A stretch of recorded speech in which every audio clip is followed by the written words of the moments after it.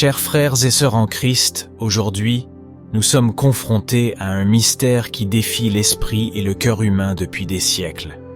L'idée d'un enfer vide. C'est l'idée qu'il existe un lieu de punition éternelle, mais en même temps, il est dépourvu d'âme pour expier leurs péchés. Cette vision n'est pas seulement une question théologique, elle touche les profondeurs de notre foi et de notre relation avec Dieu. C'est un thème qui nous invite à méditer sur la justice divine, la miséricorde infinie et l'amour inconditionnel de Dieu pour sa création. Mais l'enfer peut-il vraiment être vide?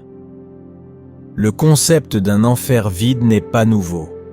Déjà au 1er siècle, certains pères de l'Église, comme Origène, exprimèrent l'espoir que finalement tous les êtres humains pourraient être sauvés. Cette idée, connue sous le nom d'apocatastase, était cependant considérée comme hérétique au 5e siècle. Au fil du temps, l'Église a mis l'accent sur la réalité d'un enfer où les âmes des pécheurs impénitents souffrent éternellement, en tant qu'expression de la justice divine. Le 20e siècle a apporté un changement significatif dans cette perspective. Le pape Jean-Paul II, dans son enseignement, a parlé de l'enfer davantage comme un état de séparation de Dieu que comme un lieu de feu et de tourment physique. Il a souligné que l'enfer est une possibilité réelle, mais aussi que Dieu ne prédestine personne à y aller. Selon Jean-Paul II, la miséricorde divine est infinie et toujours prête au pardon. Ce débat théologique a été récemment relancé par les paroles du pape François. Lors d'une interview télévisée, il a fait des déclarations qui ont secoué de nombreux fidèles et théologiens. Le pape François, précisant que ce qu'il allait dire était son opinion personnelle et non un dogme de l'Église, a suggéré que son espoir est que Dieu, dans sa miséricorde infinie, puisse choisir de ne condamner aucune âme à un enfer éternel. Cette déclaration a suscité de nombreuses discussions, réflexions et controverses au sein de l'Église. Les paroles du pape François rappellent que notre Dieu est un Dieu de miséricorde et d'amour. L'idée d'un enfer vide ne nie pas la justice de Dieu, mais met plutôt en avant sa miséricorde infinie. Réfléchissons à la justice divine. Est-il concevable que notre Dieu d'amour, qui a tant aimé le monde qu'il a donné son Fils unique, puisse nous destiner à un tourment éternel? Ou sa miséricorde est-elle si grande qu'elle s'étend à toute créature, offrant une chance de rédemption à tous? Cette réflexion nous conduit dans un territoire sacré, où la justice et la miséricorde de Dieu se rencontrent et s'embrassent.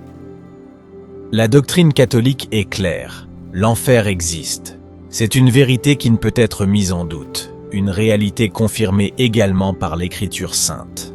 La peine de l'enfer, comme l'enseigne le catéchisme de l'Église catholique, est un état d'auto-exclusion définitive de la communion avec Dieu et les bienheureux. L'âme qui s'éloigne de Dieu, qui rejette son amour et sa miséricorde, se condamne à cet état de séparation éternelle. Saint Thomas d'Aquin, le grand théologien et docteur de l'Église, enseigne que la peine de l'enfer est juste et proportionnée à la gravité du péché. Le rejet radical, absolu et définitif de Dieu, qui est le plus grand bien, exige une peine tout aussi grave et définitive. L'enfer est la conséquence naturelle d'un choix libre et conscient contre Dieu, contre le but ultime de l'homme. À travers les siècles, l'Église, lors de conciles, synodes et documents dogmatiques, a toujours affirmé l'existence de l'enfer. De Constantinople à Trente, la doctrine de l'enfer a été réaffirmée comme une vérité de foi, une réalité que chaque croyant est appelé à reconnaître.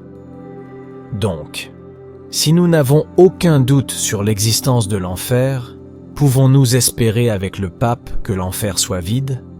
La réponse est que nous ne pouvons pas savoir avec certitude qui se trouve en enfer.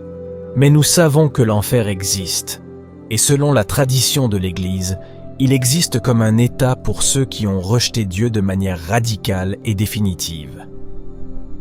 La possibilité de l'existence d'âmes dans cet état de séparation de Dieu est une réalité qui pourrait être réelle.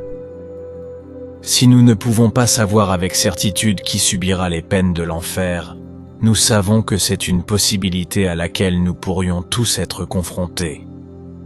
Chers frères et sœurs, ces réflexions nous amènent à une profonde prise de conscience de la gravité de nos choix spirituels et de notre parcours de foi.